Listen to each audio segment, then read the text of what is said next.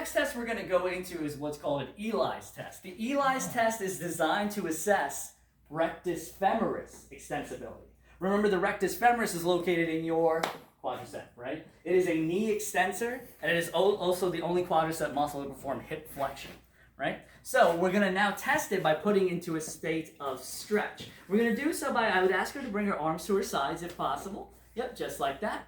And now what we're going to do is I'm going to ask permission, of course, to touch her. Is it okay if I touch you? Yes. So now we're going to find the PSIS. Remember, the ASIS is the anterior superior iliac spine. The PSIS is your posterior superior iliac spine.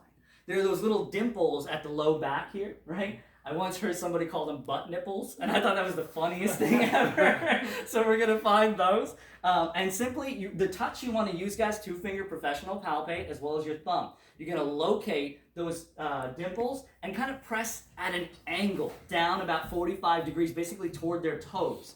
So hers are very prominent. They're easy to see. Once I've got them, I'm just going to push down enough to add some force. I'm not trying to hurt her, but I'm pushing down a little bit, right? From here, all I need to do is ask her to completely relax, and I'm just going to go ahead and grab her ankle and guide her heel toward her bottom, just like this. And I'm going to bring it back down, and I'm going to repeat this for about 3 to 5 repetitions.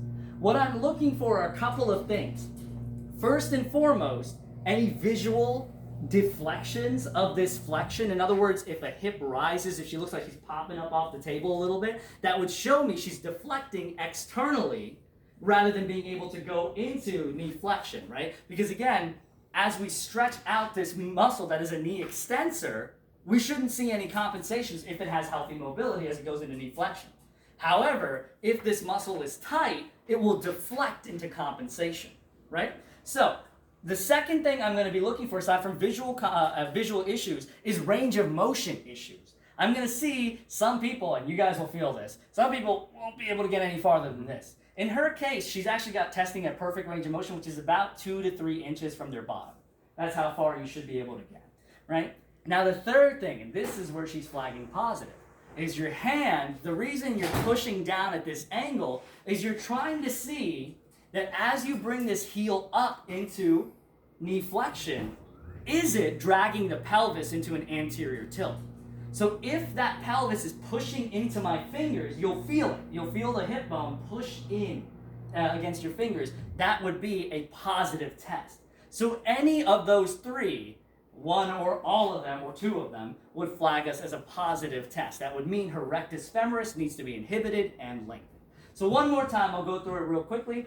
Okay, Nikki, the next test we're going to do is called an Ely's test. This is designed to assess your rectus femoris mobility. Right? I'd ask permission to touch. From there, find the PSIS. Go down toward 45 degrees, again, at that angle. Grab the ankle from here. Bring the heel toward the bottom. Feel for compensation through your fingers and thumb, right? Also look for compensation as well as look for compensation both at the hip for rotation as well as range of motion issues, right? And I would do both sides. So I'd do one and then do the other and check for that as well. This one's actually way less of an issue as far as tilting goes, but maybe a little bit more stiff as far as range of motion goes, right? So it'd be a positive on both sides. Her rectus femoris needs intervention. Okay, so let's go ahead and give that a shot. I'll work with you guys individually to clarify. You said it's 2